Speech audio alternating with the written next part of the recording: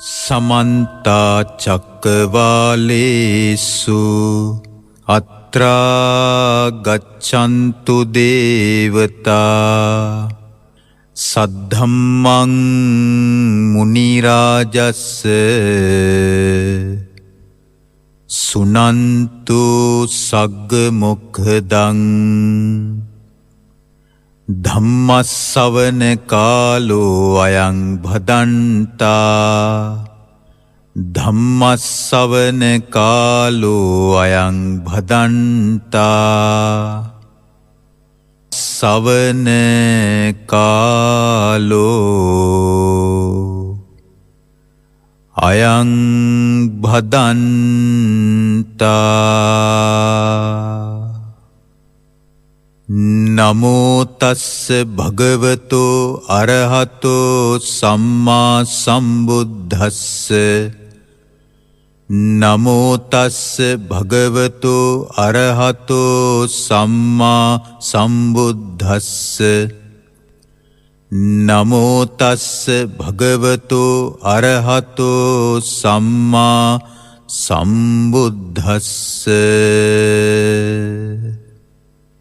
सुत्तन्त पिटके अंगुत्तर निकाये दशक निपातो यमक वग्गो पठम नलक पान सुत्तन्ति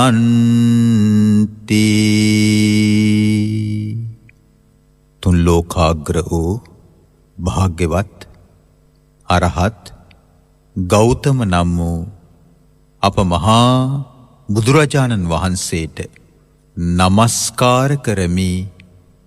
නමස්කාර වේවා.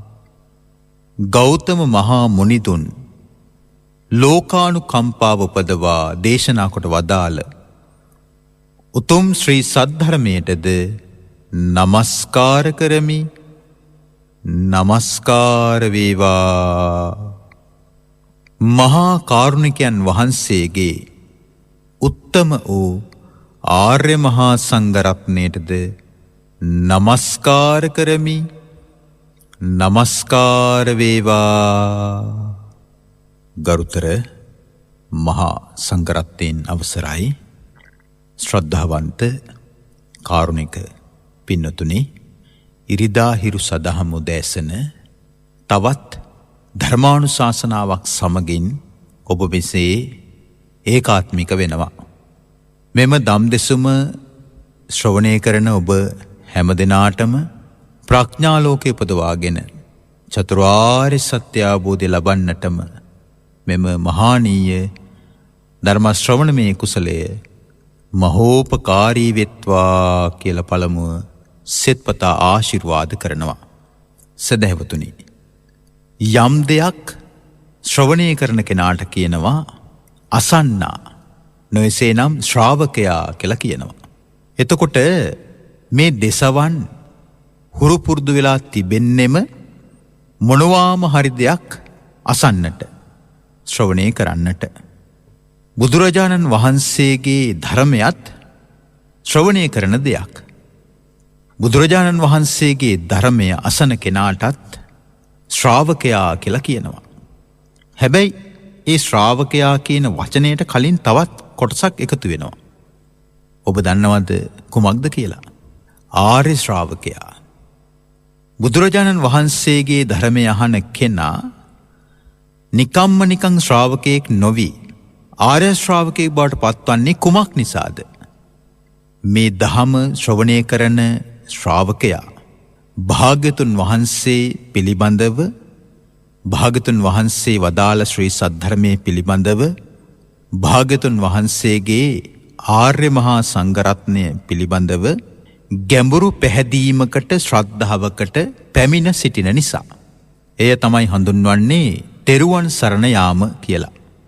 තෙරුවන් සරණ යන ශ්‍රාවකයා ස්වයං විනයක් ඇති, හික්මිච්ච, සීල සංවරයක් ඇති පුද්ගලයෙක් බවට පත් වෙනවා.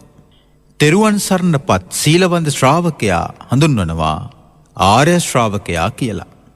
එතකොට එතන ආර්ය කියන වචනේ යෙදෙන්නෙම බුද්ධ ධම්ම සංඝ සහ පංචශීලය කියන කරුණු 4 එකට කැටි වුණාට පස්සේ මෙම කරුණු 4 හඳුන්වනවා සෝතාපට්ටි අංග හැටියට. කුමක්ද මේ සෝතාපට්ටි අංග කියලා කියන්නේ? කෙනෙක්ව සතර අපා දුකින් අත්මුදවන, සුගති සැප සලසන, සසර දුක් කෙටි කරන, අමා මහ නිවනට පමනුවාලන කරුණු නිසා සෝතාපට්ටි අංග කියලා කියනවා. තවත් විදිහකින් කිව්වොත් සෝතාපන්න වීමට උපකාරී වන කරුණු. එතකොට ශ්‍රාවකයාට සෝතාපන්න වීමට හේතු වන මූලික කරුණු 4 තමයි තෙරුවන් කෙරෙහි ඇති කරගන්න චිත්ත ප්‍රසාදේ නම් වූ කරුණු 3ත්, පංචශීලයේ නම් වූ ආර්යකාන්ත සීලයත්. ආර්යයන් වහන්සේලා කැමති සීලය ආර්යකාන්ත සීලය. එතන හඳුන්වන්නේ පංචශීලය. එතකොට ආර්ය ශ්‍රාවකයා භාගතුන් වහන්සේගේ සසුන තුල පිළිවෙත් පුරද්දී තමන්වත් හොඳ හැටි අවබෝධ කරගන්නවා. අන් අයවත් හොඳ හැටි අවබෝධ කරගන්නවා. තමන්වත් අන් අයවත් හොඳ හැටි අවබෝධ කරගන්නවා කියලා කියන්නේ මේ පරිබාහිර ශාරීරික ලක්ෂණ මත නෙමෙයි. මමත් සුදුයි, ඔයත් සුදුයි. මමත් තලලුයි, ඔයත් තලලුයි. මමත් කළුයි, ඔයත් කළුයි. ඔයත් උසයි, මමත් උසයි. ඔයත් මිටි, මමත් මිටි. ඔයත් කෙසගයි, මමත් කෙසගයි. ඔයත් ස්තුලයි, මමත් ස්තුලයි කියන අදහසින් නෙවෙයි. ධර්මතාවය අවබෝධ කරගෙන. කුමක්ද ධර්මතාවය? හේතුඵල ධර්මතාවය. තමා තුළ පවතින්නෙත් හේතුඵල ධර්මතාවයක්. අන් අය තුළ පවතින්නෙත් හේතුඵල ධර්මතාවයක්. මෙන්න මේ තමයි තමන්වත් අවබෝධ කරගන්නවා, අනුන්වත් අවබෝධ කරගන්නවා කියලා කියන්නේ. මේ කරුණු ආර්ය ශ්‍රාවකයන්ගේ ලක්ෂණ. අද ඔබට ශ්‍රවණය කරන්නට ලැබෙනවා භාගතුන් වහන්සේ වදාළ ශ්‍රී මුක බුද්ධ වචනේ අඩංගු සූත්‍ර පිටකයෙහි අංගුත්තර නිකායේ දසක නිපාතයේ යමක වග්ගයේ සඳහන් පඨම නලකපාන සූත්‍රය. පඨම කියලා කිව්වේ ආරම්භක, මුල් කියන දහසින්. නලකපාන කියලා කිව්වේ ගමක නමක්. දැන් අපි ගම්වල නම් කියන්නේ. එතකොට නලකපාන ගමේදී වදාළ මූලික දෙසුම, ප්‍රථම දෙසුම තමයි පඨම නලකපාන කියන නමින් හඳුන්වා තිබෙන්නේ. අපි එහෙනම් දේශනාවට යොමු වෙමු. එක් සමයක භාග්‍යවතුන් වහන්සේ කොසල් රටෙහි චාරිකාවෙහි වඩිනාසේක්. මහත් භික්ෂු සංඝයා සමග කෝසල වාසීන්ගේ නලකපාන නම් නියම් ගමෙහි කල් ගෙවූසේක. එකල්හි භාග්‍යවතුන් වහන්සේ නලකපානයෙහි පලාස වනයෙහි වැඩවසනසේක. එසමයෙහි පොහෝ දින ලත් එදින භාග්‍යවතුන් වහන්සේ භික්ෂු සංඝයා පිරිවරා වැඩ සිටිසේක. එකල්හි භාග්‍යවතුන් වහන්සේ රෑ බොහෝ වේලා ගතවන තෙක් භික්ෂූන් හට දැහැමි කතාවෙන් කරුණු දක්වා සමාදන් කරවා, උනන්දු කරවා, දහමින්ම සතුටු කරවා, නිහඬ බවින් සිටින භික්ෂු සංඝයා දෙස හාත්පස නෙත් විදහා බලා ධර්මසේනාධිපති සාරිපුත්තයන් වහන්සේ අමතා වදාළසේක. භාගතුන් වහන්සේ පවසනවා පින්නතුනි, ධර්මසේනාධිපතීන් වහන්සේට සාරිපුත්ත භික්ෂු සංඝයා පහ වූ තීර මිද්දේ ඇත්තේය. සාරිපුත්තයෙනි, භික්ෂු සංඝයා සඳහා ඔබට ධර්ම කතාව වැටහේවා. මාගේ පිට ස්වල්පයක් ගිලන්ය. මම එය සංසිඳවා ලන්නෙමි කියලා භාග්‍යතුන් වහන්සේ සාරිපුත්ත මහා රහතන් වහන්සේව දැනුවත් කළා. භික්ෂූන් වහන්සේලා නිදිමතින් තොරව භාග්‍යතුන් වහන්සේ සමග ධර්ම කතාවේ නියැලෙමින් සිටියා. තවදුරටත් භික්ෂූන් වහන්සේලාට නිදිමතක් පීඩාවක් නැත. භාග්‍යතුන් වහන්සේ පවසනවා, සාරිපුත්ත, මාගේ පිට ටිකක් ගිලන්ව තිබෙනවා. භික්ෂූන් වහන්සේලාත් අලස බවින් තොරයි, නිදිමතින් තොරයි. ඔබට භික්ෂූන්ට පවසන්නට ධර්ම කතාව වැටහෙන වනං කොයිතරම් හොඳයිද? ඔබට ධර්ම කතාවක් වැටහේවා. එසේ ස්වාමීනී කියා සාරිපුත්ත මහා රහතන් වහන්සේ ශාස්තෘන් වහන්සේට පිළිවදන් දුන්හ. ඉක්බිති භාගතුන් වහන්සේ සංගල සිවුරු සිව්ගුණ කොට නවා දකුණත් පසට හැරි දකුණු ඇලයෙන් දකුණු පාදයෙහි වම්පාදයේ මදක් බැහැරින් තබා සිහිනුවනින් යුක්තව නැගිටින සංඥාව මෙනෙහිකොට සිංහසෙයියාවෙන් සැතපුනසේක. බුදු කෙනෙක් සැතපෙන පිළිවෙල. සිංහසෙයියාව ඇතැම් සැතපෙන පිළිමවල මෙම මේ ලක්ෂණය තිබෙනවා. පාද දෙක සමාන්තර නෑ. පාදෙන් පාද ටිකක් ඈත් වෙලා තිබෙන්නේ. පාද දෙක සමාන්තර නම් ඒ පිරිනිවන් පාන ප්‍රතිමාව. පිරිනිවන් පාන ඉරියව්වෙන් මූර්ති ශිල්පීන් විසින් නිර්මාණය කර ප්‍රතිමාව. පාදෙන් පාදේ මදක් ඈත් වෙලා තිබෙනවා නම් ඒක සැතපුණු ඉරියව්වෙන් යුක්ත සම්බුද්ධ ප්‍රතිමාව. අපි ඒවත් දැනගෙන ඉන්න එක වටින විශේෂයෙන් පාසල් වයසේ පසුවන දරුවන් අපේ තරුණ දරුවන්. සාරිපුත්තයන් වහන්සේ භික්ෂුන් වහන්සේලාට මෙසේ පවසනවා. ආයුෂ්මත් මහණෙනි, පින්වත් සාරිපුත්තයන් වහන්සේ කියලා භික්ෂුන් වහන්සේලාට පිළිතුරු දුන්නා. එවිට සාරිපුත්තයන් වහන්සේ පවසනවා, ආයුෂ්මත් වරුනි, යම් කිසිවෙකු හට කුසල් දහම් පිළිබඳව ශ්‍රද්ධාව නැත්තේද, කුසල් දහම් දියුණු නොවීම ගැන ලැජ්ජාව නැත්තේද, කුසල් දහම් දියුණු නොවීම ගැන බියක් නැත්තේද, කුසල් දහම් දියුණු කිරීමට වීරිය නැත්තේද, කුසල් දහම් දියුණු කිරීමට ප්‍රඥාව නැත්තේද, ඔහුට යම් රාත්‍රියක් වේවා දහවලක් වේවා හෝ පැමිණෙයි නම් ඒ කුසල් දහම් පිළිබඳව පිරිහීමම කැමති විය යුතුයි, දියුණුවක් නොවේ. නැවතත් එම කරුණ ඔබේ අවධානය පිණිස මම පවසන්නම්. ධර්ම සේනාධිපතීන් වහන්සේ පවසන්නේ, ධර්මයේ හැසිරෙන යම් ශ්‍රාවකයෙකුට ශ්‍රද්ධාව නැතිවීම පිළිබඳව, පාපයට ලැජ්ජාව නැතිවීම පිළිබඳව, පාපයෙන් උපදිනා විපාකයට බිය නැතිවීම පිළිබඳව, අකුසල් දුරුකොට කුසල් වැඩීමට වීරිය නැතිවීම පිළිබඳව, චතුරාර්ය සත්‍ය අවබෝධය ලබන්නට හේතුඵල ධර්මයේ විමසන්නට ප්‍රඥාව නැතිවීම පිළිබඳව ලැජ්ජාවක් බියක් නැත්තම් ඒකේ ශ්‍රාවකයාට පිරිහීමක්මයි කියනවා, දියුණුවක් නොවේ කියනවා. ඒ ශ්‍රාවකයා යම් රාත්‍රියක් පාසා දහවලක් පාසා පරිහානියම ලබනවා කියනවා, දියුණුවක් ලබන්නේ නැහැ කියනවා. එහෙනම් ඔබ මෙම කරුණු පහ ඔබ තුලින් දකින්නවද? මොනවද කරුණු පහ? ශ්‍රද්ධාව, පවට ඇති ලැජ්ජාව, පාපයෙන් උපදින විපාකයට ඇති බිය, අකුසල් දුරුකොට කුසල් වැඩීමට ඇති මානසික වීරිය, කායික වීරිය වෙන්නත් පුළුවන්.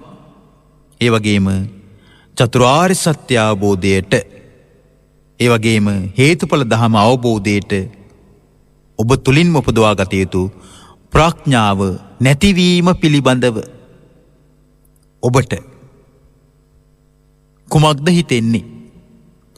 අපි හැම නිතරම වද වෙන්නේ භෞතික ලෞකික සැප සම්පත් පිළිබඳවනේ. ගිහි අය එහෙම තමයි. ඒක ගිහි අයගේ වරදක් නෙවෙයි. නමුත් පින්වතුනි, ගිහි පැවිදි කතාවක් නෑ ජරා මරණවලට. ගිහි පැවිදි කතාවක් නෑ චුත වීමට. ගිහි පැවිදි කතාවක් නෑ යලි පුනර්භවයක් ලැබීමට. ගිහි පුද්ගලයාත් පැවිදි පුද්ගලයාත් දි รา පත් වෙනවා. ගිහි පුද්ගලයාත් පැවිදි පුද්ගලයාත් මරණයට පත් වෙනවා. ගිහි පුද්ගලයාත් පැවිදි පුද්ගලයාත් චුත වෙනවා. ගිහි පුද්ගලයාත් පැවිදි පුද්ගලයාත් යලි පුනර්භවයක් කරා යනවා, යලි උපතක් ලබනවා. මෙතන මේ අදහස් කළේ රාග දේශ මෝහ පරිපූර්ණව ප්‍රහාණය නොකරන පුද්ගලයා කියන අදහසින්. ගිහි වේවා පැවිදි වේවා කෙලෙස් සහිත පුද්ගලයා. එතකොට කෙලෙස් සහිත පුද්ගලයා ශ්‍රද්ධාව, පවට ඇති බය, පාපයෙන් උපදිනා විපාකයට ඇති බිය, පව් කිරීමට ඇති ලැජ්ජාව, ඒ වගේම අකුසල් දුරුකොට කුසල් වැඩිවීමට ඇති වීරිය, ප්‍රඥාව නැතිවීම පිළිබඳව දුක් වෙන්න ඕනේ. අහෝ මට අලාභයක්, නපුරක්, අවඩක්, අනර්ථයක්. මා තුළ දියුණු කරගත යුතුම ශ්‍රද්ධාව නෑ නේද? පාපයට ලැජ්ජාව නෑ නේද? පාපයෙන් උපදිනා විපාකයට බය නෑ නේද? කුසල් වඩන්නට, අකුසල් දුරු කරන්නට වීරිය නෑ නේද? චතුරාර්ය සත්‍ය අවබෝධය ලබන්නට, හේතුඵල විමසන්නට ප්‍රඥාව නැහැ නේද කියලා ශ්‍රාවකයා සංවේග වෙන්න ඕනි. එතකොට ඇයි සංවේග වෙන්නේ? සංවේග නොවුනොත් ඔබේ ජීවිතය ඔබ හිතන්නේ විනෝදෙන්ම අවසන් කරලා දාන්න ඕන එකක් කියලා. විනෝද වුණාට කමක් නැහැ. සතුටු වුණාට කමක් නැහැ. සිනාසුණාට කමක් නැහැ. ඔබ ලෞකික ලෝකෝත්තර කියන මේ කරුණු දෙකම සමගාමීව සමබරව පවත්වාගෙන යන කෙනෙක් නම් බොහෝ විට එහෙම වෙන්නේ නැහෙනි නේද? අපි මේ දේශනාව ඊළඟ කොටසට යමු බලන්න. ආයුෂ්මත් වරුනි, ඒක මේ වගේ දෙයක්. උපමාවක් පවසනවා. කළුවර පක්ෂයෙහි චන්ද්‍රයාට යම් රැයක් හෝ දහවලක් හෝ පැමිණෙයි නම් ඒ සඳෙහි පැහැය පිරිහෙන්නේමය. ඒ කියන්නේ පොයේ දවසට පහෝදා ඉඳලා හඳ. පුර පසළොස්වක දවසට පහෝදා ඉඳලා හඳේ මොකද්ද සිද්ධ වෙන්නේ? අඩුවීමක් නේ. දිනෙන් දින අමාවක දක්වාම අඩු වෙලාම යනවා. වට රවුම පිරිහෙන්නේමය. චන්ද්‍රයාගේ හඳේ රවුම පිරිහෙනවා. එළිය පිරිහෙන්නේමය. ආලෝකයත් අඩු වෙනවා. ආරෝහ පරිනාහය පිරිහෙන්නේමය. සඳේ තියෙන පිරිපුන් බවත් පිරිහෙනවා. එසේයින්ම ආයුෂ්මත්නි, යම් කිසිවෙක් හට කුසල් දහම් පිළිබඳව ශ්‍රද්ධාව නැද්ද, ලැජ්ජාව නැද්ද, බිය නැද්ද, වීරිය නැද්ද, ප්‍රඥාව නැද්ද, ඔහුට යම් රැයක් වේවා දහවලක් වේවා පැමිණෙයි නම් කුසල් දහම්හි පිරිහීම මිස දියුණුවක් නම් නොවේයි කියලයි ධර්මසේනාධිපතීන් වහන්සේ අපිව දැනුවත් කරන්නේ. ඊට පස්සේ උනස මෙන්න මෙහෙම පවසන කරුණු 10ක් පිළිබඳව. ආයුෂ්මත්නි, ශ්‍රද්ධා රහිත පුරුෂ පුද්ගලයා යනු පරිහානිකර ධර්මයකි. ඒ කියන්නේ යම්කිසි පුද්ගලයෙකුට ශ්‍රද්ධාව නැද්ද? ඒක පරිහානියට හේතුවක්. ආයුෂ්මත් වරුනි, පාපයට ලැජ්ජා නැතිකම තිබෙයිද? මෙයත් පරිහානියට හේතුවක්. පාපයෙන් උපදිනා විපාකයන්ට බය නැද්ද? මේකත් පරිහානියට හේතුවක්. අකුසල් දුරුකොට කුසල් වැඩීමට කුසීතද? මේ කුසීතකමත් පරිහානියට හේතුවක්. ආයුෂ්මත් වරුනි, දුෂ්ප්‍රඥ බව නම් වූ ප්‍රඥා රහිත බව පිරිහීමට හේතුවක්. ක්‍රෝධ කරන බව පිරිහීමට හේතුවක්. බද්ධ වෛරය පිරිහීමට හේතුවක්. ලාමක ආසාව පිරිහීමට හේතුවක්. පවිටු පුද්ගලයන් ඇසුර පිරිහීමට හේතුවක්. මිත්‍යා දෘෂ්ටිය පිරිහීමට හේතුවක්. කරුණු 10ක්. අපි දැන් මේක ලයිස්තුගත කරලා බලමු. අපේ ගෙදර ඉන්න අයට මේවා තියෙනවද? අපිත් එක්ක වැඩ කරන අයට මේවා තියෙනවද? අපේ ගමේ අයට මේවා තියෙනවද? එහෙමද බලන්න ඕනේ. ඒක ධර්මයේ ගලපනවා කියන්නේ. ගෙදර ඉන්න අයට මේවා තියෙනවද? ගමේ අයට, යාළුවන්ට, වැඩපළේ අයට, මගතොරදී මුණ ගැහෙන අයට මේවා තියෙනවද කියලා බලන්න ඕනේ. එහෙනම් කොහොමද බලන්න ඕනේ? මට මේවා තිබෙනවද? ධර්මයේ ඕපනයිකයි. මේ ಗುಣ මතක තියාගන්න.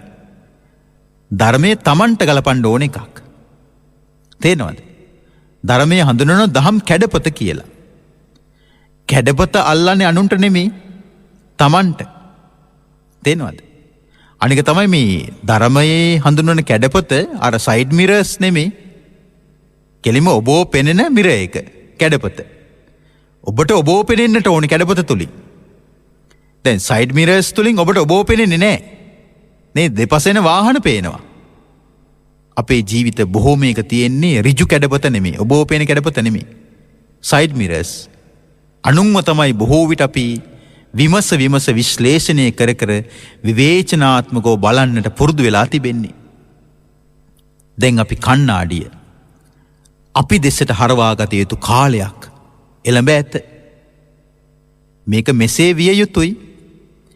මේක මෙසේ නොවි සම්බුදු සසුනක් තුළ පිහිටා ගැඹුරු ප්‍රඥාව ඇති කර ගන්නට, චතුරාර්ය සත්‍ය අවබෝධය ලබන්නට, අමා මහ නිවන සාක්ෂාත් කර ගන්නට කිසිවෙකුට කිසි අයුරකින් පුළුවන්කමක් ලැබෙන්නේ නැත. එහෙනම් ඔබ බලන්න, මට ශ්‍රද්ධාව නැද්ද? පරිහානියක් නේ. මට පව්කම් ගැන ලැජ්ජාවක් නැද්ද? පරිහානියක් නේ. මට පාපයෙන් උපදිනා විපාකයන් ගැන බයක් නැද්ද? පරිහානියක් නේ. මම අකුසල් දුරුකොට කුසල් වඩන්නට කුසීතද? පරිහානියක් නේ. මට ප්‍රඥාවක් නැද්ද? පරිහානියක් නේ. මම අන් අයට ක්‍රෝධ කරන කෙනෙක්ද? පරිහානියක් නේ. මට බද්ධ වෛරය තිබෙනවද? පරිහානියක් නේ. මම ලාමක ආසාවන්ගෙන් සමන්විත කෙනෙක්ද? පරිහානියක් නේ. මම පවිටු පුද්ගලයන් ඇසුරු කරන කෙනෙක්ද? පරිහානියක් නේ. මම මිත්‍යා දෘෂ්ටික දේවල් පස්සේ දුවන කෙනෙක්ද? පරිහානියක් නේ.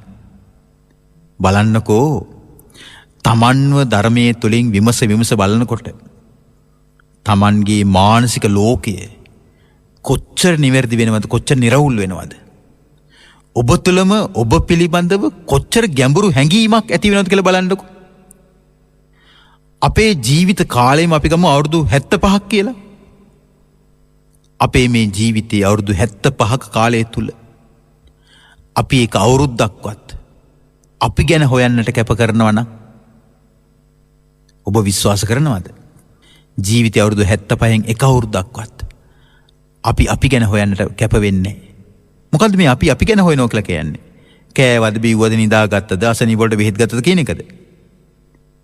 මෙතනින් අදහස් කරන්නේ ඒක නෙමෙයි. ඔබේ හිතේ ස්වභාවය පිළිබඳව ඔබ අවුරුදු 75න් එක අවුරුද්දක්වත් කැප කරලා බලන්නට අදිෂ්ඨාන කරගෙන තිබෙනවද? මෙන්න මේ බුද්ධ වචනේ මතක තියාගන්න. භාගතුන් වහන්සේ අවධාරණයෙන් පවසනවා, මහණෙනි, තෙරුවන පිහිට නොකරගත් පුද්ගලයාට චිත්ත භාවනාවක් නොපවසමි. තෙරුවන පිහිට කරගත්තේ නැති පුද්ගලයාට කියනවා පෘථග්ජනයා කියලා කියනවා. දැන් ඔබ එකපාරටම කලබල වෙන්න පුළුවන්. ඇයි ඔබ හඳුනගන්නේ කොහොමද? අපි ඉතින් පුහුදුන් අයනේ. දැන් මේක මේ ගෞරව නාමයක්ද? පෙළපත් නාමයක්ද? ඔබට කවුරු හරි දීපු සම්මානයක්ද? නැහැ. ඔබ විසින්ම සමාජයේ පවතින ව්‍යවහාරික වචනය ඉදිරියට යොදලා අපිත් ඉතින් එලිපිට හරි හැංගි හරි ඉතින් පව්කම් කරනවනේ. අපි ඉතින් අසංවරයිනේ. අපිට ඉතින් පිං මදිනේ. අපිට කුසල් වඩන්න වාසනා ගුණ නැහැනේ. අපිට මොන නිවන්ද කියන අදහසින් නේද පුහුදුන් කියන වචනේ දාන්නේ. පුහුදුන් කියන එකෙන් බේරෙන්න බෑ. තේනවද? අපිත් පුහුදුන් අයනේ කියලා ඔබ කියන්නේ. මමත් ඉතින් මොනතරම් මගේ ජීවිතේ සැප සම්පත් බහුලව ගත කළත් මරණින් මත්තේ නරකාදී උපදින්න පුළුවන්නේ. තිරිසන් සතෙක් වෙන්න පුළුවන්නේ. මලයකෙක් ප්‍රේතෙක් වෙන්න පුළුවන්නේ කියන අදහසනේ. ඔබ කැමති එහෙම කෙනෙක් වෙන්නද? පුහුදුන් කියන එකෙන් අදහස් කරන්නේ ඒකයි. ඔබට බුදුන් සරණ තිබෙයි නම්, දහම් සරණ තිබෙයි නම්, සංගුණ සරණ තිබෙයි නම්, ස්වයං විනයක් තිබෙයි නම්, ඔබ භාග්‍යතුන් වහන්සේ වදාළ ධර්මය තමන්ට ශක්ති පමණින් විඩෙන් විඩ ටිකෙන් ටික හරි නුවණින් විමසනවා නම් ඔබ කොහොමද පෘථග්ජනයෙක් වෙන්නේ? පටල ගන්න එපා. ඔබ භාග්‍යවතුන් වහන්සේගේ ධර්මයේ විමසන කෙනෙක් නම් ඔබ පුහුදුන් කෙනෙක් වෙන්නේ නැහැ. එහෙනම් කවුද වෙන්නේ? පුහුදුන් පුද්ගලයාගේ විරුද්ධ චරිතේ කවුද? මම ඔබට දේශනා පටන් ගද්දිම කිව්වා. බුදුබණ ශ්‍රවණය කරන ශ්‍රාවකයා කවුද? ආර්ය ශ්‍රාවකයා. එහෙනම් පුහුදුන් පුද්ගලයාගේ විරුද්ධාර්ථය ආර්ය ශ්‍රාවක, ආර්ය ශාවක. ඔබට භාග්‍යවතුන් වහන්සේ පිළිබඳව, සද්ධර්මයේ පිළිබඳව, ශ්‍රාවක මහා සංඝයා පිළිබඳව ගැඹුරු ශ්‍රද්ධාවක් ඇති වෙලා ඔබ භාග්‍යවතුන් වහන්සේගේ පිළිසරණ ලබාගෙන, ධර්මයේ පිළිසරණ ලබාගෙන, ආර්ය මහා සංඝයාගේ පිළිසරණ ලබාගෙන ස්වයං විනයකින් යුක්තව ධර්ම මාර්ගයේ තුල වැඩෙයි නම්, හැසිරෙයි නම්, ධර්මයේ ප්‍රගුණ කරයි නම්, ධර්මයේ තුල පිහිටලා සංවර වෙයි නම්, දමණය වෙයි නම් ඔබට කියන්නේ පෘථග්ජනයා නෙමෙයි, පුහුදුන් පුද්ගලයෙක් කියලා නෙමෙයි. ඔබට කියන්නේ ආර්ය ශාවකෝ, ආර්ය ශ්‍රාවකයා කියලයි. ආර්ය ශ්‍රාවකයාගේ ස්වභාවය ඔබ දන්නවද? ආර්ය ශ්‍රාවකයාගේ ස්වභාවය තමයි මරණින් මතු නිරේ උපදින්නේ. මරණින් මතු තිරිසන් සතෙක් වෙන්නේ නැහැ. මරණින් මතු මල යක්ෂයෙක්, ප්‍රේතයෙක් වෙන්නේ නැහැ. මරණින් මතු දුගතියක උපදින්නේ. ආර්ය ශ්‍රාවකයා මරණින් මතු සුගතියක උපදිනවා. කුමක්ද සුගතිය? මනුලෝ වනාහි සුගතියයි, දෙව්ලෝ වනාහි සුගතියයි, බඹලෝ වනාහි සුගතියයි. කැමති නැද්ද සුගතිය උපදින්න? එහෙනම් ඔබ පුහුදුන් බවින් නිදහස් වෙන්නට ඕනේ. ආර්ය ශ්‍රාවකයෙක් බවට පත් වෙන්නට ඕනේ. හැබැයි ඔබ තුළ මේ කාරණා දුරු කරගන්නට ඕනේ. මොනවද? ශ්‍රද්ධාව රහිත බව. හරිද? ඒ වගේම පවට ලැජ්ජාව නැති බව. පාපයෙන් උපදින විපාකයේ බිය නැති බව. කුසීත බව. මෙතන මේ කුසීත බව කියලා කියන්නේ අකුසල් දුරුකොට කුසල් වඩන්නට තියෙන කම්මැලිකම නැති වෙන්නට ඕනේ. ප්‍රඥාව ඇති වෙන්නට ඕනේ. දුෂ්ප්‍රඥ බව දුරු වෙන්නට ඕනේ. ක්‍රෝධ කරන බව. කියන්නේ සිද්ධියක් වුණාට පස්සේ ඒක හිතේ තැම්පත් කරගෙන සති ගණන්, මාස ගණන්, අවුරුදු ගණන්, දශක ගණන් හිතේ තියාගෙන තමන්ගේ විරුද්ධවාදීන් නැසේවා, වෙනසේවා, හරියන්න එපා, හොඳක් සිද්ධ වෙන්න එපා, නැත්තම් නැති වේවා කියන ඒ අදහස් සහ ඒ අයගේ අභාග්‍ය පැතීම තමයි ක්‍රෝධය කියලා කියන්නේ. ඔබ තුල ඒ ක්‍රෝධය තිබෙයිද? තේනවද? එහෙනම් ඒක පිරිහීමක්. ඔබ මේක ඔබ තුල තියෙනවද කියලා බලන්න. ඒ වගේ බද්ධ වෛරය. මොකද්ද බද්ධ වෛරය? සිද්ධියක් වුණාට පස්සේ තරහක්, අමනාපයක් ඇති වෙනවා. ඊට පස්සේ තමන්ගේ විරුද්ධවාදීන් රිද්දන්න ආසාවක් ඇති වෙනවා. ඇතැම් විට විරුද්ධවාදීන් රිද්දන්නේ මේ විශේෂයෙන්ම කැපෙන කොටන ආයුධ අරගෙන නෙමෙයි. ඇතැම් විට අන්තර්ජාලයේ ඔස්සේ මොනවා හරි පෝස්ට් එකක් දාලා, කමෙන්ට් එකක් දාලා, එහෙම නැත්නම් ඇනුම් පද කියලා, ඇනුම් පදයක් මොනවා හරි දානවා අකුරු කරලා පෝස්ට් එකක් හැටියට. වැදෙන කෙනෙකුට වැදියන් කියලා. ඇතැම් විට ඔබේ ත්‍රිරෝද රථයේ පිටිපස්සේ ගහගෙන යනවා වෙන්නත් පුළුවන්. ඇනුම් පදය. එහෙම වෙනවනේ නේ. ඔය දැන් ත්‍රිරෝද රථ පිටිපස්සේ ගොඩාක් ඇනුම් පද තිබෙනවා. නරකද බුදුබණ පදයක් දාගත්තා නම් සියලු සත්වයෝ සුවපත් වෙත්වා කියලා. නේද? ඒක නිසා අපි මීට වඩා දියුණු වෙන්නට ඕනේ. අපි මීට වඩා සංකල්ප වෙනස් කරගන්නට ඕනේ. අපිට යහපත් දැක්මක් ඇතිව තිබෙන්නට ඕනේ. නැත්නම් මොකද්ද මේ මිනිස් ජීවිතයේ තේරුම? ටික කාලෙකින් ඔක්කොම ඉවරයි. తాවකාලික ජීවිතයක්. తాවකාලික ජීවිතයක අපි හදන හැම සැලසුමක්ම සදාකාලික වෙනවද? ඒ සැලසුම් පවා తాවකාලිකයි. අපි ඒක හොඳින් මතක තියාගන්නට ඕනේ. ඒතර ඔබ තුළ තියෙන බද්ධ වෛරය දුරු කරගන්න, ලාමක දේවල් වලට තියෙන ආසාව දුරු කරගන්න, පවිතු පුද්ගලයන් ඇසුරු කිරීමට ඇති ආසාව දුරු කරගන්න, මිත්‍යා දෘෂ්ටිය දුරු කරගන්න. එතකොට තමයි ඔබ තුළ දියුණු වෙන කරුණු ඇති වෙන්නේ, පිරිහෙන කරුණු නැති වෙන්නේ. සැරියුත් මහා රහතන් වහන්සේ පවසනවා. ආයුෂ්මත්නි, යම් කිසිවෙකු හට කුසල් දහම් පිළිබඳව ශ්‍රද්ධාවක් තිබෙයි නම්, පවට ලැජ්ජාවක් තිබෙයි නම්, පාපයෙන් උපදිනා විපාකයන්ට බයයි නම්, අකුසල් දුරුකොට කුසල් වැඩීමට වීරිය තිබෙයි නම්, චතුරාර්ය සත්‍ය අවබෝධයට හේතුඵල විමසන්නට ප්‍රඥාව තිබෙයි නම්, ඒ පුද්ගලයාට යම් රාත්‍රියක් වේවා, යම් දහවලක් හෝ වේවා පැමිණෙයි නම්, ඒ කුසල් දහම් පිළිබඳව දියුණුවක්ම මිස පිරිහීමක් නොවෙයි. එහෙනම් කුසල් දහම් වල දියුණුවක් ලබන්ට නම් ශ්‍රද්ධාව තියෙන්නට ඕනේ. පවට ලැජ්ජාව ඇති කරගන්නට ඕනේ. පාපෙන් උපදිනා විපාකයන්ට බය වෙන්නට ඕනේ. අකුසල් දුරුකොට කුසල් වැඩීමට වීරිය ඇති කරගන්නට ඕනේ. චතුරාර්ය සත්‍ය අවබෝධය ලබන්නට හේතුඵල විමසන්නට ප්‍රඥාව ඇති කරගන්නට ඕනේ. ශ්‍රද්ධාව. කුමක්ද ශ්‍රද්ධාව? ශ්‍රද්ධාවේ පැති දෙකක් තිබෙනවා. අමූලිකා සද්ධා, ආකාරවතී සද්ධා. අමූලිකා සද්ධා කියන්නේ මුලක් නැහැ. මුලක් නැති සද්ධාවේ ස්වභාවය කුමක්ද? අනුන් කියනකම් පහදිනවා. අනුන් කීවාට පස්සේ අපහදිනවා. හැම තිස්සෙම අමූලිකා සද්ධා පවතින අනුන්ගේ කටවචනේ මත. තවත් කෙනෙක් හොඳයි කිව්වොත් හොඳයි කියනවා. තවත් කෙනෙක් නරකයි කිව්වොත් ඒක තමයිනේ. හැම තිස්සෙම මේ අමූලිකා සද්ධාවේ ස්වභාවය තමයි අනුන් කියන හොඳට හෝ නරකට හූමිට තියෙනවා. අනුමත කරනවා. එතකොට අමූලිකා සද්ධාවේ ස්වභාවය තුළ පිහිටි පුද්ගලයා අනුන්ගේ වචනයේ ප්‍රබලත්වයේ මත පැහැදීම හෝ අපැහැදීම ඇති කරගන්නවා. භාගතුන් වහන්සේ පවසනවා, යම් කෙනෙක් පිළිබඳව හරියටම කරුණු නොදැන නොයිමසා පහදින්නට එපා කියනවා. යම් කෙනෙක් පිළිබඳව කරුණු නොදැන නොයිමසා අපහදින්නත් එපා කියනවා. කොච්චර ගැඹුරු අර්ථයක්ද? නොදැන නොයිමසා පහදින්නත් එපා, නොදැන නොයිමසා අපහදින්නත් එපා.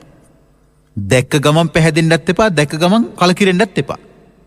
කාලයක් ඇසුරු කරලා නුවණින් විමසලා අදහස් සාකච්ඡා කරලා බලන්න. දැන් වසල සූත්‍රයේ තියෙන්නේ කොහොමද? වසල සූත්‍රයේ තිබෙන්නේ කෙනෙක්ව අඳුරගන්න තියෙන්නේ පෙළපත් නාමයෙන් නෙමෙයි, කටවචනෙන් නෙමෙයි. ඔහු හෝ ඇය ක්‍රියාවෙන් මොන වගේ චරිතවත් කෙනෙක්ද? ක්‍රියාවෙන් තමයි අපිට පුද්ගලයන් මැනගන්නට තිබෙන්නේ. ක්‍රියාවෙන් තමයි සත්පුරුෂයා මැනගන්නේ, ක්‍රියාවෙන් තමයි අසත්පුරුෂයා මැනගන්නේ. ක්‍රියාවෙන් තමයි කල්යාණ මිත්‍රයා මැනගන්නේ, ක්‍රියාවෙන් තමයි පාප මිත්‍රයා මැනගන්නේ. ක්‍රියාවෙන් තමයි වසලයා මැනගන්නේ, ක්‍රියාවෙන් තමයි පණ්ඩිතයා මැනගන්නේ. ක්‍රියාවෙන් තමයි පහත් කෙනා මැනගන්නේ, ක්‍රියාවෙන් තමයි උත්තමයා මැනගන්නේ. ක්‍රියාව කියන එක කොයිතරම් වැදගත්දනේ. එහෙනම් ක්‍රියාව තමයි පිරිසිදු කරගත යුත්තේ. භාගතුන් වහන්සේ මෙන්න මේ කාරණා අපිට කොයිතරම් හොඳින් කියලා දීලා තියෙනවද බලන්නකො. ධර්ම සේනාධිපතීන් වහන්සේ භාගතුන් වහන්සේ වගේම ධර්මයේ විග්‍රහ කරන්න දක්ෂයි කියලා බුදුරජාණන් වහන්සේ විසින්ම පවසනවා. බුදුරජාණන් වහන්සේ විසින් පවසා වදාළ උතුම් ධර්ම චක්‍රය ඒ අයුරින්ම ප්‍රවර්තනය කරන සාරිපුත්තයන් වහන්සේ මහ පොළොව වගේ, ජලය වගේ, ගින්න වගේ, හුළඟ වගේ කෙලෙස් සහිත කිසි අරමුණක ඒ සාරිපුත්ත මහා රහතන් වහන්සේගේ හිත ඇලෙන්නෙත් නෑ, ගැටෙන්නෙත් නෑ, මුලා වෙන්නෙත් නෑ. ප්‍රඥා පාරමිතාව මුදුන්පත් වෙලා නිවී ගිය සිතකින් ඉන්නේ. දැක්කද? එවැනි උත්තමයෙක් තමයි අපිව මේ ධර්මයෙන් දැනුවත් කරන්නේ. සාරිපුත්තයන් වහන්සේ වදාළ දේශනාවක් නෙමේක. උන්වහන්සේ පවසනවා, ආයුෂ්මත් වරුනි, යම් කෙනෙක් ශ්‍රද්ධාව ඇති කරගන්න ඕනේ. එහෙනම් අර කලින් කිව්වා වගේ මුලක් නැති ශ්‍රද්ධාවක්ද? අනුන්ගේ කටවචනේ මත පවතින ශ්‍රද්ධාවක්ද? අනුන්ගේ වචනේ ප්‍රබලත්වයේ මත පවතින ශ්‍රද්ධාවක්ද? නැහැ. ඔබට තිබිය යුතු ශ්‍රද්ධාව ආකාරවතී ශ්‍රද්ධාවක් විය යුතුයි. කුමක්ද ආකාරවතී ශ්‍රද්ධාව? කරුණු දැන විමසා ඇති කරගන්න ශ්‍රද්ධාව. භාග්‍යවතුන් වහන්සේ මෙහිමත් වචනයක් පවසනවා. මහණෙනි, දැනගෙන විමසා පහදින්න ඕන තැන පහදින්න. දැනගෙන විමසා අපහදින්න ඕන තැන අපහදින්න. කොයි තරම් පැහැදිලිද? එහෙනම් හැම දෙයකම පහදින්න කියලා පවසන්නෙත් නැහැ. හැම දෙයකම දොස් කියන්න කියලා පවසන්නෙත් නැහැ. කරුණු දැනගෙන විමසා පහදින්න. දැනගෙන විමසා පහදින්න කොට තමයි ඔබට පින් සිද්ධ වෙන්නේ. තේනවද? එතකොට අනුන්ගේ වචනේ මත ඒක පවතින්නේ නැහැ. නුවණින් විමසන එක අනුන්ගේ වචනය මත පවතින එක නෙමෙයිනේ. Taman නුවණින් කල්පනා කළා තමයි පුද්ගලයාව හඳුනාගෙන තිබෙන්නේ. එහෙනම් පින්නතුනි, දැනගෙන විමසා අපි භාග්‍යවතුන් වහන්සේව සරණ යන්න ඕනේ. දැනගෙන විමසා ශ්‍රී සද්ධර්මයේ සරණ යන්නට ඕනේ. දැනගෙන විමසා ආර්ය මහා සංඝ රත්නයේ සරණ යන්නට ඕනේ. දැනගෙන විමසා සීල සංවරය ඇති කර ගන්න ඕනේ. දැනගෙන විමසමින් හේතුඵල තුලට එන්නට ඕනේ. දැනගෙන විමසමින්ම චතුරාර්ය සත්‍ය අවබෝධ කර ගන්නට ඕනේ. එහෙනම් මේක මේ නොදැනුවත්ව කරන එකක් නෙමෙයි. දැනුවත්ව කරන එකක්. දැනුවත්වම අවබෝධ වෙන ධර්මයක්. සදහැවතුනි, සාරිපුත්තයන් වහන්සේ උපමාව මෙහෙම පවසනවා. ආයෂ්මතුනි, ඒක මේ වගේ දෙයක්. මෝරණ පක්ෂයේහි චන්ද්‍රයාට යම් රාත්‍රියක් වේවා, දහවලක් හෝ වේවා පැමිණෙයි නම් ඒ සඳෙහි පැහැය වැඩෙන්නේමය, වටරවුම වැඩෙන්නේමය, ආලෝකයේ වැඩෙන්නේමය, ආරෝහ පරිනාහයේ වැඩෙන්නේමය. ඒ කියන්නේ අමාවකට පහෝදා ඉඳලා හඳ කෙමෙන් කෙමෙන් කෙමෙන් කෙමෙන් පුරපසළොස්වක පොහෝදා දක්වාම මනාකොට පරිපූර්ණත්වයට පත් වෙනවනේ. ආලෝකයේ දිනෙන් දින වැඩි වෙනවනේ. ආරෝහ පරිනාහය කියන්නේ හඳේ පිරිපුන් බව මෝරණවනේ. කුසල් වඩන කොටත් ඒ වගේ කියනවා. බලන්න කාටත් තේරෙන උපමාවක්නේ. පුංචි ළමයින්ටත් වැටහෙනවා. බුදුරජාන් වහන්සේගේ ධර්මයේ කියලා කියන්නේ මේ තුන් තේරවිලි ගොඩක් නෙමෙයි. තේනවද? ආවර්තිතා වගුවක් නෙමෙයි. සංකීර්ණ ප්‍රමේයක් නෙමෙයි. බුදුරජාන් වහන්සේගේ ධර්මයේ කියලා කියන්නේ හිතන්න පුළුවන් මිනිස්සුන්ට දීපු පණිවිඩයක්. වචන ගැඹුරු වුණාට වැඩක් නැහැ අවබෝධ වෙන්නේ නැත්තම්. වචන ගැඹුරු වුණාට වැඩක් නැහැ ඔබට වැටහෙන්නේ නැත්තම්. වචන ගැඹුරු වුණාට වැඩක් නැහැ ඒ ධර්මයේ තුලින් ප්‍රතිඵල උපදින්න බැරි නම්. ඒක නිසා බුදුරජාන් වහන්සේ වදාළ ධර්මය අවබෝධ කර ගැනීමේදී ඔබේ ප්‍රඥාව 100ට කොච්චරක් ඕන කියලා හිතනවද? බුදුරජාන් වහන්සේගේ ධර්මය අවබෝධ කර ගැනීමේදී ප්‍රඥාව 10% විතර තිබ්බොත් ඇතිනේ. ඇතිද? 20ක්? 25ක්? 40ක්? 50ක්? මද නේද? ඇයි 50ක් තියෙනවනේ. 75ක්? බුදුරජාන් වහන්සේ වදාළ ධර්මය අවබෝධ කර ගැනීමට ප්‍රඥාව 100% තියෙන්න ඕනේ. 100%ක්. හරිද? එතකොට මේ ධර්මය නුවණින් විමසලම අවබෝධ කරගන්න ධර්මයක්. නුවණින් විමසන්නේ නැති කෙනෙක් බෞද්ධයෙක් වෙන්නේ නැහැ. ඒ වචනේ මතක තියාගන්න. දැන් අපිට බෞද්ධකම ලැබුණේ ඇත්තටම කියන උපැන්න සාතිකෙන්නේ. මව්පියවරු බෞද්ධ වීම නිසානේ. පරපුර බෞද්ධ වීම නිසා. හරිද?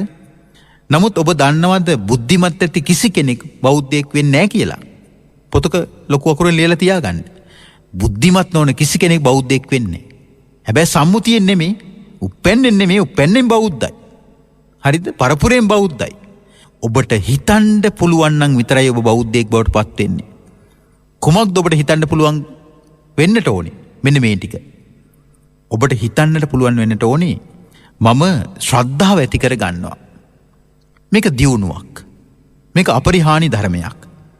මම පාපයට ලැජ්ජාව ඇති කර ගන්නවා. මේක දියුණුවක්. මේක අපරිහානීය ධර්මයක්. මම පාපයෙන් උපදිනා විපාකයට බය වෙනවා. මේක දියුණුවක්. මේක අපරිහානීය ධර්මයක්. මම අකුසල් දුරුකොට කුසල් වඩන්නට වීරිය ආරම්භ කරන කෙනෙක් වෙනවා. මේක දියුණුවක්. මේක අපරිහානි ධර්මයක්. මම ප්‍රඥාව ඇති කර ගන්නවා. මේක දියුණුවක්. මේක අපරිහානීය ධර්මයක්. මම නොකිපෙන පුද්ගලයෙක් වෙනවා. මම ක්‍රෝධ නොකරන කෙනෙක් වෙනවා. මේක දියුණුවක්. මේක අපරිහානීය ධර්මයක්. මම බද්ධ වෛරය බැහැර කරන කෙනෙක් වෙනවා. මේක දියුණුවක්.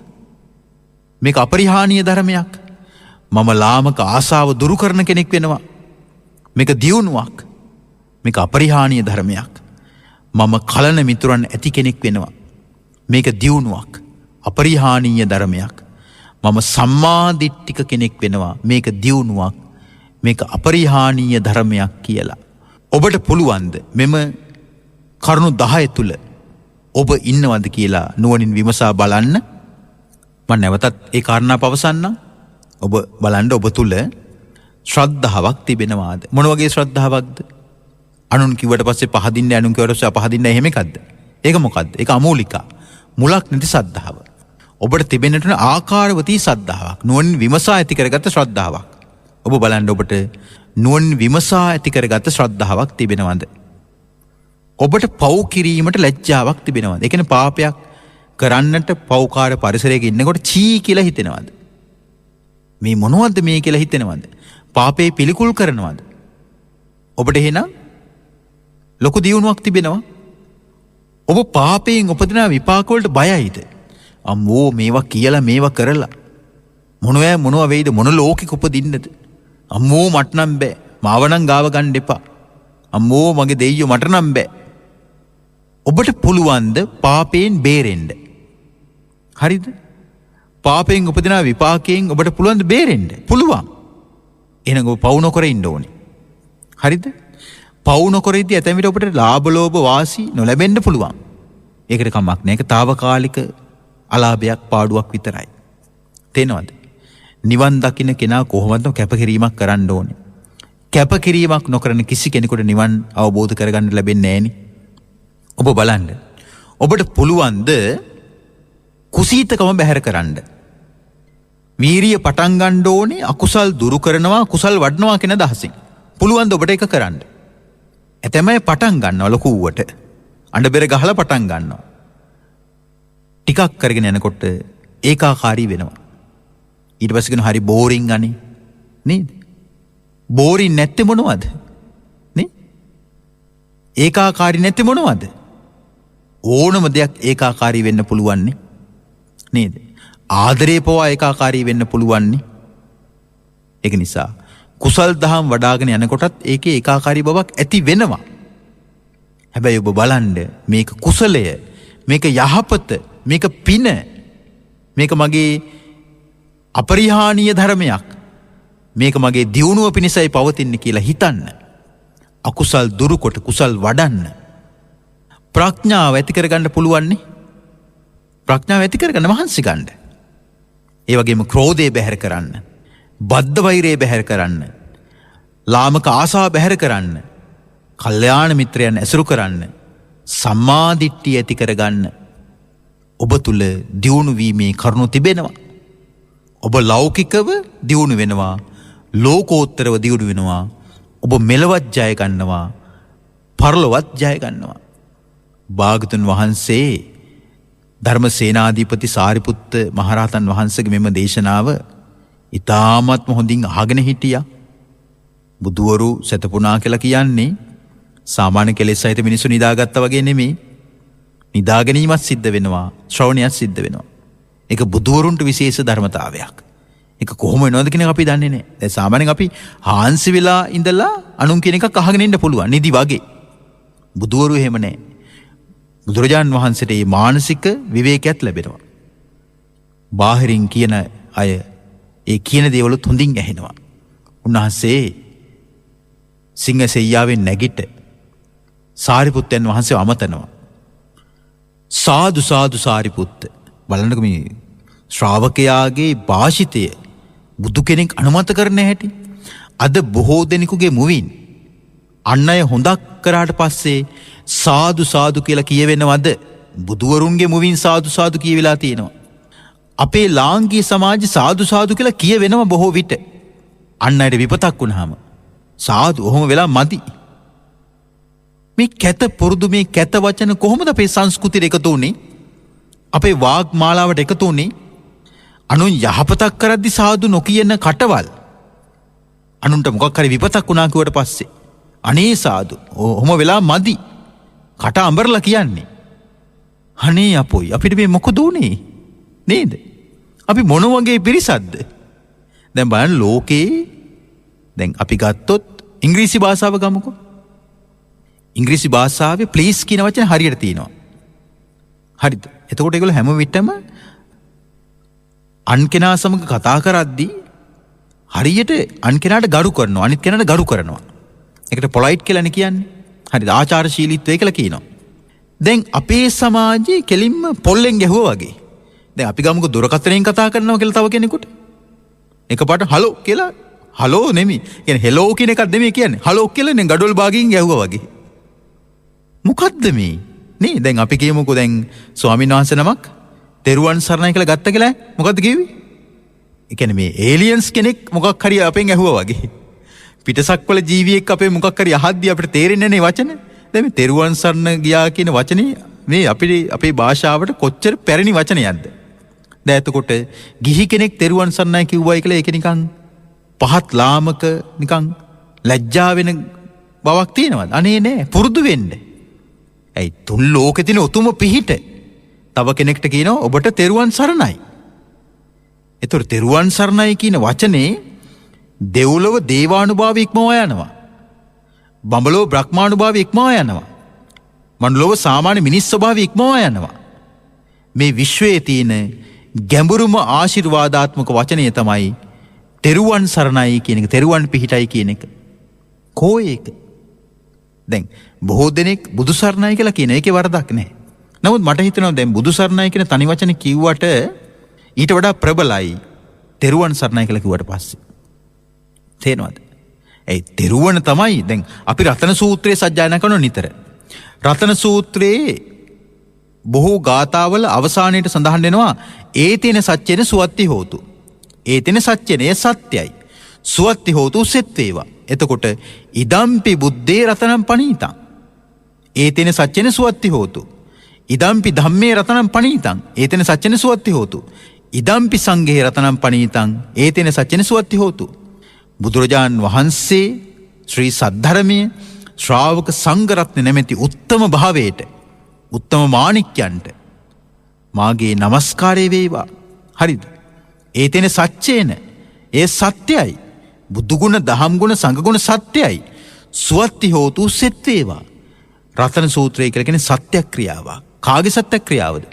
බුදුරජාණන් වහන්සේගේ සත්‍යක්‍රියාව. උන්වහන්සේගේ මෙත්සිත රතන සූත්‍රය තුල තියෙන්නේ. ඒකනේ විශාලාවේ තුම්බිය පහ වෙලා ගියේ. අමනුෂ්‍ය පැනලා දිව්වේ. වර්ෂා ඇදහැළුනේ. නැවතත් විශාලාවට වසන්තේ උදා වුණේ, ශස්ත්‍රීක වුණේ රතන සූත්‍රය අනුභවයෙන්නේ.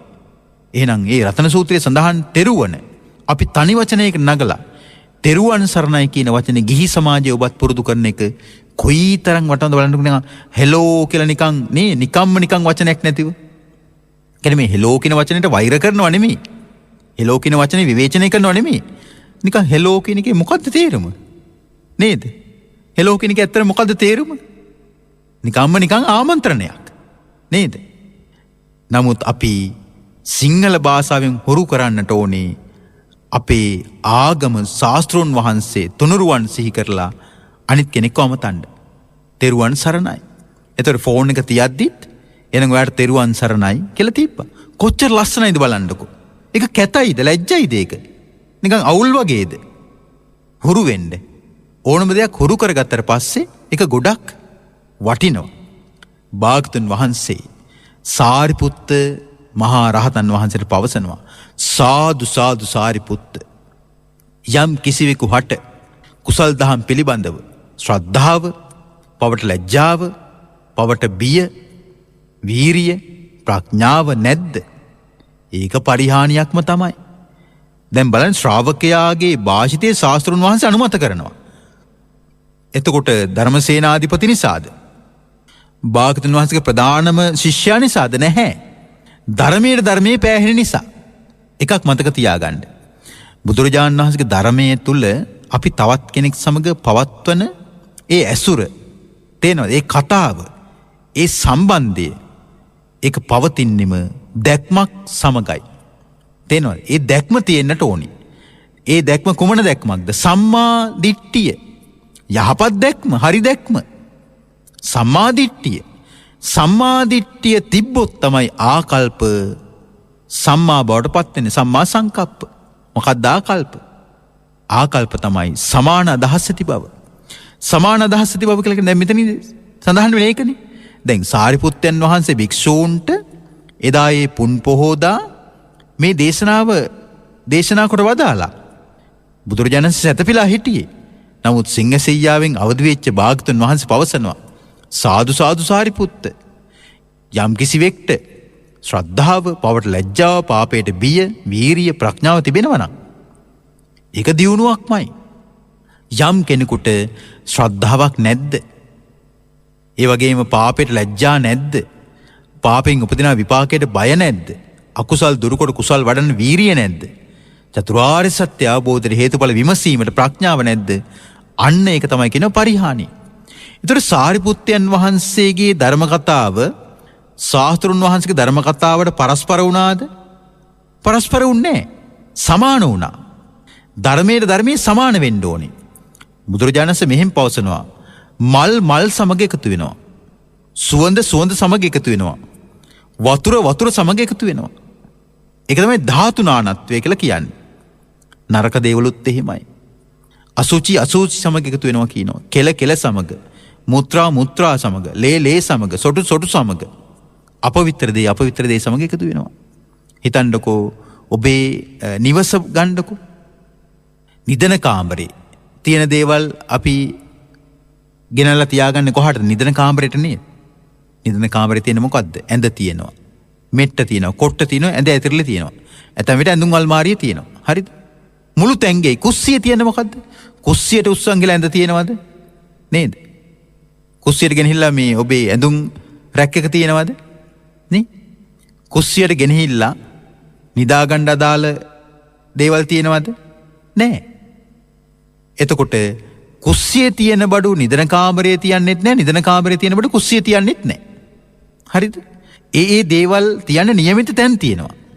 එතකොට නිදන කාමරෙත් කුස්සියෙත් තියෙන දේවල් අපි සාලෙට ගේනවද? නෑ නේද? එහෙම වෙන්නේ නැහැ. දැන් අපි මෙහෙම ගමුකෝ තවත් විදිහකින්. ගණිතයේ විෂය ලියන දරුවා ගණිතයේ විෂය ලියන පොතේ විද්‍යාව විෂය ලියන්නේ නැහැනේ. භූගෝල විද්‍යාව ලියන්නෙත් නැහැනේ. ඉංග්‍රීසි ලියන්නෙත් නැහැනේ. නේද? එතකොට ඉංග්‍රීසි විෂය ලියන ළමයා ඒකේ ගණන් හදන්නේ නැහැනේ. භූගෝලය ලියන්නේ නැහැනේ. විද්‍යාව ලියන්නේ නැහැනේ. එතකොට බුද්ධ ධර්ම විෂයේ පොතේ ලියන ළමයා ඒ බුද්ධ ධර්මයට අදාළ කරුණු නේද ඒක ලියාගන්නේ. හැම දෙයකම පිළිවෙලක් තිබෙනවා. එහෙනම් සත්පුරුෂයෝ සමග එකතු වෙනවා. සිල්වතුන් සමග එකතු වෙනවා. ගුණවතුන් සමග එකතු වෙනවා. යහපත් අදහස් ඇති අය සමග එකතු වෙනවා. යහපත් දැක්මක් ඇති අය සමග එකතු වෙනවා. යහපත් ආකල්ප ඇති අය සමග එකතු වෙනවා. එහෙනම් අද ධර්ම කතාව නෝකයි. ඒ නිසා මතක තියාගන්න. මේ ධර්ම මාර්ගය තුල නුවණින් විමසීමෙන්මයි ප්‍රතිඵල අත්දැකිය හැක්කේ. ඔබ භාගතුන් වහන්සේගේ බුදුසසුන තුල පිළිවෙත් පුරන්න දැක්මක් ඇතිව, අරමුණක් ඇතිව, ආකල්ප ඇතිව ඔබට චතුරාර්ය සත්‍ය අවබෝධයේ බොහෝ දුර වෙන්නේ නැහැ. ඔබට ඊතා ඉක්මනින් චතුරාර්ය සත්‍ය ධර්මය අවබෝධ කරගන්නට පුළුවන්කම ලැබෙනවා. ඒක නිසා භාගතුන් වහන්සේගේ ධර්මයේ නැමැති සදහම් ඖෂධ ඔබත් පානය කරන්න. කෙලෙස් රෝගයෙන් සුවපත් වෙන්න. චතුරාර්ය සත්‍ය අවබෝධය නම් වූ අමා මහ නිවනින් සැනසීම පිණිස ඔබ හැම දිනාටම ත්‍රිවිධ රත්නයේ අනන්ත ආශිර්වාදයෙන් සියලු සැනසෙල්ල වේවා කියලා සෙත්පතා ආශිර්වාද කරනවා. රැස්කල උදාාරතර පුණ්‍ය ධර්මයෝ පින් කැමති සියලු දෙවිවරු අනුමෝදන්ව සැප ලබත්වා. ඔබ අප හැම නමින් අභාවයටපත් සියලු ඥාතිවරුන්ටත් කොවිඩ් වසංගතයේ හේතුවෙන් ලෝකේ පුරා ජීවිතවලින් සමුගත් 50 ලක්ෂයකට අධික සියලු ජනතාවටත් මේ පින් අත්පත් වෙත්වා. එමෙන්ම රටදෑ සමය වෙනුවෙන් දිවිපිදු විරෝධා රණවිරුවන්ටද යුද්ධය නිසා මියගිය සියලු ජාතීන්ටද මේ පින් අත්පත් වෙත්වා. අපගේ උතුම් ගුරු දේවෝත්තමයන් වහන්සේලාට, අපගේ උතුම් මහෝපාද්‍යයන් වහන්සේලාට, සමස්ත කල්යාණ මිත්‍ර මහා සංඝරත්නයට මෙන්ම අප හැමගේ දෙමව්පිය වැඩිහිටි ගුරුවරු ඥාති හිතයිසීන් සෑම සිළු දෙනාටමත් මේ පින් අත්පත් වෙත්වා.